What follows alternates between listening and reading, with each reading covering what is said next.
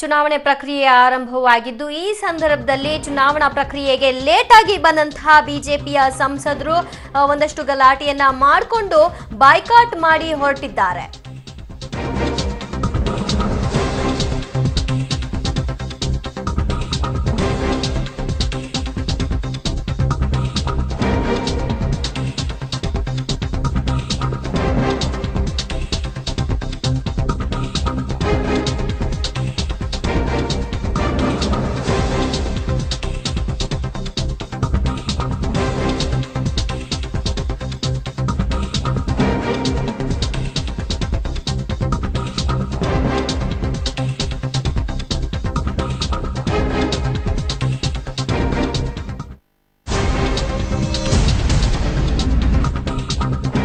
ಉಪಮೇಯರ್ ಚುನಾವಣೆ ಪ್ರಕ್ರಿಯೆಗೆ ತಡವಾಗಿ ಬಂದಂತಹ ಬಿಜೆಪಿ ಸಂಸದರು ತಡವಾಗಿ ಬಂದುದಕ್ಕೆ ಮತ ಚಲಾವಣೆಗೆ ನಿರಾಕರಣೆಯನ್ನ ವ್ಯಕ್ತಪಡಿಸಲಾಯಿತು. ಈ ಸಂದರ್ಭದಲ್ಲಿ ಮತ ಚಲಾಯಿಸದೆ ವಾಪಸ್ ತೆರಳಿದ್ದಾರೆ ಸೋಮಣ್ಣ ಮತ್ತು ರಾಮಚಂದ್ರೇಗೌಡ. ತಡವಾಗಿ ಬಂದ ಬಿಜೆಪಿ ಸಂಸದರು ಶಾಸಕರಿಗೆ ಮತದಾನ ನಿರಾಕರಣೆ ಹಿನ್ನೆಲೆಯಲ್ಲಿ ತಡವಾಗಿ ಬಂದದಕ್ಕೆ ಮತ ಚಲಾವಣೆಯನ್ನ ನಿರಾಕರಣೆ ಮಾಡಿದ್ರ ಹಿನ್ನೆಲೆಯಾಗಿ ಅಲ್ಲಿಂದ ಹೊರನಡೆದಿದ್ದಾರೆ.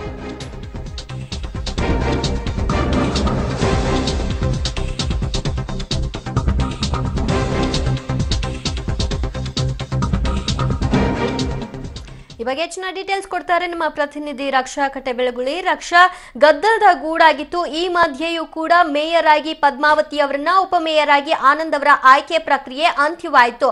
ಬಿಜೆಪಿ ತಡವಾಗಿ ಬಂದದ್ದೇ ಈ ಒಂದು ಗದ್ದಲಕ್ಕೆ ಕಾರಣ ಅಂತ ಹೇಳಲಾಗ್ತಾ ಇದೆ. ಅಂದ್ರೆ ತಡವಾಗಿ ಚುನಾವಣೆ ಆರಂಭ ಆದ ನಂತರ ಬಂದ್ರು ಅಂತನಾ, ಹೇಗೆ?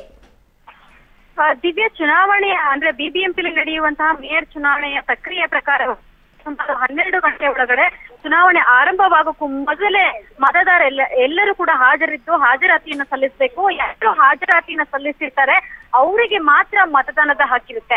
ಈ ನಿಟ್ಟಿನಲ್ಲಿ ನೋಡಿದಾಗ ಬಿಜೆಪಿಯ ಸಂಸದರಾದಂತಹ ಪಿ.ಸಿ. ಮೋಹನ್ ಹಾಗೇನೆ ರಾಜೀವ್ ಚಂದ್ರಶೇಖರ್ ಇಬ್ರು ಕೂಡ ತಡವಾಗಿ ಬರ್ತಾರೆ. ಅಂದ್ರೆ ಈಗಾಗಲೇ ಮೇಯರ್ ಚುನಾವಣೆ ಮುಗ್ದೋಗಿರುತ್ತೆ, ಉಪಮೇಯರ್ ಚುನಾವಣೆಯ ಸಮಯಕ್ಕೆ ಬರ್ತಾರೆ. ಆದ್ರೆ ಬಂದಂತವರಿಗೆ ಚುನಾವಣಾ ಆಯೋಗದ ಅಧಿಕಾರಿಗಳು ಅಲ್ಲಿ ಕೆಲಸ ನಿರ್ವಹಿಸತಕ್ಕಂಥವ್ರು ಏನ್ ಮಾಡ್ತಾರೆ, ಹಾಜರಾತಿಯನ್ನ ತೆಗೆದುಕೊಳ್ತಾರೆ. ಆದ್ರೆ ಅವರು ಮತದಾನವನ್ನ ಮಾಡ್ಲಿಕ್ಕೆ ಹೋದಾಗ ಹೇಳ್ತಾರೆ, ನಿಮ್ಮ ಮತದಾನವನ್ನ ಮಾಡುವ ಹಕ್ಕು ನಿಮ್ಗಿಲ್ಲ, ಯಾಕಂದ್ರೆ ನೀವು ತಡವಾಗಿ ಬಂದಿದ್ದೀರಾ ಅಂತ. ಸೊ ಹಾಗಾಗಿ ಏನಾಗುತ್ತೆ, ಬಿಜೆಪಿ ಪ್ರಶ್ನೆಯನ್ನ ಎತ್ತುತ್ತೆ. ಹಾಗಿದ್ಮೇಲೆ ನೀವು ಮತದಾನವನ್ನ ಸ್ವೀಕರಿಸಲ್ಲ, ಓಟಿಗೆ ನೀಡಲ್ಲ ಅಂತ ಆದ್ಮೇಲೆ ನೀವ್ ಹೆಂಗೆ ಅವರ ಹಾಜರಾತಿಯನ್ನ ತೆಗೆದುಕೊಂಡ್ರಿ? ಮತ್ತೊಂದು ಅಂದ್ರೆ ಈಗಾಗಲೇ ಮೇಯರ್ ಚುನಾವಣೆ ನಡೆದೋಗಿದೆ, ಅದನ್ನ ಕೇಳ್ತಿಲ್ಲ. ಉಪಮೇಯರ್ ಚುನಾವಣೆಗೆ ಇಬ್ಬರು ಸಂಸದರಿಗೆ ಓಟ್ ಹಾಕೋಕೆ ಅವಕಾಶವನ್ನ ಮಾಡ್ಕೊಡಿ ಅಂತಕ್ಕಂಥ ಒಂದು ಧ್ವನಿಯನ್ನ ಎತ್ತುತ್ತೆ. ಈ ನಿಟ್ಟಿನಲ್ಲಿ ಕಾಂಗ್ರೆಸ್ ಹಾಗೂ ಬಿಜೆಪಿ ಇಬ್ಬರ ನಡುವೆ ಜಟಾಪಟಿ ಆಗುತ್ತೆ.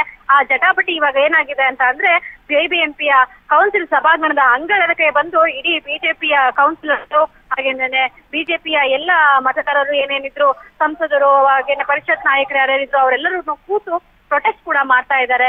ದಿವ್ಯಾ, ಅಲ್ಲಿ ಕೆಲವರು ಹೇಳ್ತಾ ಇದ್ರು, ಆ ಧ್ವನಿಗಳನ್ನು ಕೂಡ ಕೇಳಿಸ್ಕೊಳ್ತೀವಿ, ಸೋತಿದ್ದೀವಿ ಅಂತ ಒಪ್ಕೊಳ್ಳಿ, ಇಲ್ಲ ಅಂತಂದ್ರೆ ತಡವಾಗಿ ಬಂದಿದ್ದೀವಿ ಅನ್ನೋದನ್ನ ಒಪ್ಕೊಳ್ಳಿ, ಇಲ್ಲ ಅಂತಂದ್ರೆ ಇದು ಸರಿ ಅಲ್ಲ ಅಂತ. ಆದ್ರೂ ಕೂಡ ಬಿಜೆಪಿ ಬಾಯ್ಕಾಟ್ ಮಾಡಿ ಹೋಗಿ ಪ್ರೊಟೆಸ್ಟ್ ಮಾಡುತ್ತೆ ಅಂತಂದ್ರೆ ಇದೇನು ಅವ್ರಿಗೆ ಶೋಭೆನ? ಅವರಿಗೆ ಒಂದು ರೀತಿ ನೀತಿ ನಿಯಮಗಳೆಲ್ಲವೂ ಕೂಡ ಗೊತ್ತಿದ್ದು ಕೂಡ ತಪ್ಪು ಮಾಡಿ ಇದನ್ನ ಪ್ರೊಟೆಸ್ಟ್ ಮಾಡುವ ಹಂತಕ್ಕೆ ತೆಗೆದುಕೊಳ್ಳುವಂತಹ ಅನಿವಾರ್ಯತೆ ಏನಿತ್ತು ರಕ್ಷಾ?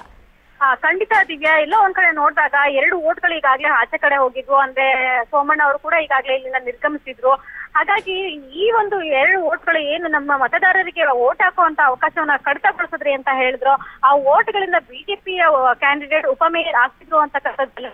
ಆದ್ರೆ ಈ ಒಂದು ಮತದಾನದ ಹಕ್ಕನ್ನ ಕಸಿದುಕೊಂಡ್ರು ಕಾಂಗ್ರೆಸ್ ಪ್ರೇರಿತವಾದಂತಹ ಚುನಾವಣೆ ಇದಾಗಿತ್ತು. ಆಯುಕ್ತೆ ಜಯಂತಿ ಕೂಡ ಕಾಂಗ್ರೆಸ್ ಕಡೆಗೆ ವಾಲಿದ್ರು ಅಂತಕ್ಕಂಥದ್ದು ಬಿಜೆಪಿಯ ಆರೋಪ.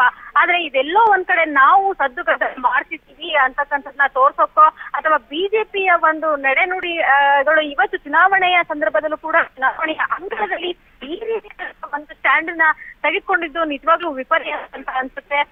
ಶೋಭೆ ತರ್ತಕ್ಕಂಥದ್ದಲ್ಲ ಇಡೀ ಸಭಾಂಗಣಕ್ಕೆ ಅಂತ ಅನ್ಸುತ್ತೆ. ಆದ್ರೆ ಅವರ ಒಂದು ಆಕ್ರೋಶ, ಅವರ ಒಂದು ಆಗ್ರಹ ಇಷ್ಟೇ ಆಗಿತ್ತು. ನಮ್ಮ 2 ಜನ ಪ್ರತಿನಿಧಿಗಳು ಮತದಾನದ ಹಕ್ಕನ್ನ ಕಳೆದುಕೊಂಡ್ರು ಬಂದಿದ್ರು ಕೂಡ. ಹಾಗಾಗಿ ನಮ್ಗೆ ನೋವಾಗಿದೆ, ಅದನ್ನ ಪ್ರತಿಭಟನೆಯ ಮೂಲಕ ತೋರ್ಪಡಿಸ್ತಾ ಇದ್ದಾರೆ ದಿವ್ಯಾ. ಅಂದ್ರೆ ಬಿಜೆಪಿಯ ಅನುಪಸ್ಥಿತಿಯ ಹಿನ್ನೆಲೆಯಲ್ಲೂ ಕೂಡ ಈಗ ಉಪಮೇಯರ್ ಆಯ್ಕೆ ಪ್ರಕ್ರಿಯೆ ನಡೀತಾ ಇದೆ ಅಂತ ಅನ್ಸುತ್ತಲ್ವ ರಕ್ಷಾ? ಈಗಾಗಲೇ ಉಪಮೇಯರ್ ಆಯ್ಕೆ ಕೂಡ ಅಂದ್ರೆ ಅವ್ರು ಬಾಯ್ಕಟ್ ಆಗ್ತಾ ಇದ್ರು. ಆ ಸಂದರ್ಭದಲ್ಲಿ ಉಪಮೇಯರ್ ಆಯ್ಕೆ ಕೂಡ ನಡೀತು. ಹಾಗೆ ಉಪಮೇಯರ್ ಆಯ್ಕೆ ನಡೆದಿದೆ. ಹಾಗೆ ಎಷ್ಟು ಮತಗಳಿಂದ ಅವರು ಗೆಲುವನ್ನು ಸಾಧಿಸಿದ್ದಾರೆ ಅಂತಕ್ಕಂಥದ್ದನ್ನ ಘೋಷಣೆ ಮಾಡೋದಷ್ಟೇ ಬಾಕಿ ಇದೆ. ಆಯ್ಕೆ ಅಂದ್ರೆ ವೋಟ್ ಅಪೀಲ್ ಆಗೋದು ಬಿಬಿಎಂಪಿ ಮೇಯರ್ ಚುನಾವಣೆಯಲ್ಲಿ ಹೇಗೆ ಅಂದ್ರೆ ಕೈ ಎತ್ತುವ ಮೂಲಕ ಆಯ್ಕೆಯನ್ನ ಮಾಡ್ತಾ ಇದ್ದೀವಿ. ಅದಾದ ನಂತರ ಆ ಕೈ ಎತ್ತಿದಂತಹ ಮತದಾರರು ಯಾರ್ಯಾರಿದ್ರು ಅವ್ರದ್ದೆಲ್ಲರಿಗೂ ಕೂಡ ಸಹಿ ತಗೊಂತಾರೆ. ಅದಾದ ನಂತರ ಲೆಕ್ಕಾಚಾರ ಮಾಡಿ ಆದ ನಂತರ ಮಾತ್ರ ಅವರು ಯಾರು ಗೆಲುವನ್ನು ಸಾಧಿಸಿದ್ದಾರೆ, ಯಾವ ಅಭ್ಯರ್ಥಿ ಗೆಲುವನ್ನು ಸಾಧಿಸಿದ್ದಾರೆ ಅಂತಕ್ಕಂಥದ್ದನ್ನ ಅನೌನ್ಸ್ ಮಾಡ್ತಾ ಇದ್ದೀವಿ. ಈಗ ನೋಡ್ಬೋದು ಒಂದ್ ಕಡೆ ಪ್ರತಿಭಟನೆ, ಇನ್ನೊಂದ್ ಕಡೆ ಸಂಭ್ರಮ ಕೂಡ ಮನೆ ಮಾಡ್ತಾ ಇದೆ ಬಿಬಿಎಂಪಿ ಅಂಗಳದಲ್ಲಿ ಇದೆಯಾ. ಓಕೆ, ಥ್ಯಾಂಕ್ ಯು ರಕ್ಷಾ ನಿಮ್ಮೆಲ್ಲ ಮಾಹಿತಿಗೆ. ನ್ಯಾಯಾಲಯ ತನ್ನ ಹಠಕ್ಕೆ ಬಿದ್ದಂಗೆ ಕಾಣಿಸ್ತು. ಕರ್ನಾಟಕದ ವಾದವನ್ನ ಹೆಚ್ಚು ಕಡಿಮೆ ಕೇಳಲಿಲ್ಲ. ಒಂದು ಸಣ್ಣ ರಿಲೀಫ್ ಅನ್ನ ಕೊಡ್ತು, ಅದು ಕೇಂದ್ರ ಸರ್ಕಾರದ ಮಧ್ಯಪ್ರವೇಶದ ರೀತಿಯಲ್ಲಿ. ನೋಡೋಣ ಏನಾಗಿದೆ ಅಂತ. ಮತ್ತೆ ಅನ್ಯಾಯವಂತೂ ಆಯಿತು. ತಮಿಳುನಾಡಿಗೆ 3 ದಿನದಲ್ಲಿ 18,000 ಕ್ಯೂಸೆಕ್ ನೀರನ್ನ. ಕೋರ್ಟ್ ತೀರ್ಪು ಬಂದ ಹಿನ್ನೆಲೆಯಲ್ಲಿ ಮಂಡ್ಯದಲ್ಲಿ ಪ್ರತಿಭಟನೆ ಮತ್ತೆ ಆರಂಭವಾಗಿದೆ. ಮತ್ತೆ ನೀರು ಬಿಡುವಂತೆ ಕೋರ್ಟ್ ಆದೇಶವನ್ನ ಮಾಡಿರುವಂತಹ ಹಿನ್ನೆಲೆಯಲ್ಲಿ ಮಂಡ್ಯದಲ್ಲಿ ರಾಷ್ಟ್ರೀಯ ಹೆದ್ದಾರಿಯನ್ನ ತಡೆದು ಪ್ರತಿಭಟನೆಯನ್ನ ಮಾಡ್ತಾ ಇದ್ದಾರೆ.